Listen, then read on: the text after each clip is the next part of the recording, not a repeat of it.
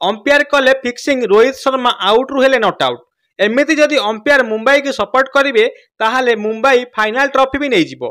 दर्शक बंधु आईपीएल बहुत थर मैच फिक्सिंग भूल डिसीजन अंपायर देवा आपड़ देखिथिबे।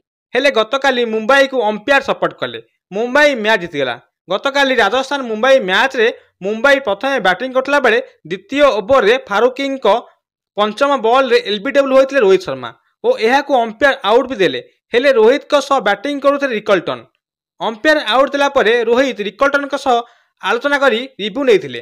परे परे थर्ड अंपायर यह आउट रो नॉट आउट देथिले। हेले चर्चार विषय यही जे रिव्यू नेबार समय होउची 15 second.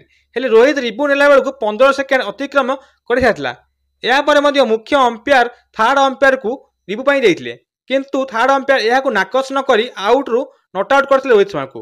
Rohit Sharma not out होला परे से 36 बॉल 53 रन रो स्कोर करथिले जहाफल कि मुंबई एही मैच को जीति नेइची। हेले एही आउट नॉट आउट रिव्यू को किछि जण तांको सोशल मीडिया रे पोस्ट करी मैच फिक्सिंग होइछि बोली एबे चर्चा चलीछि।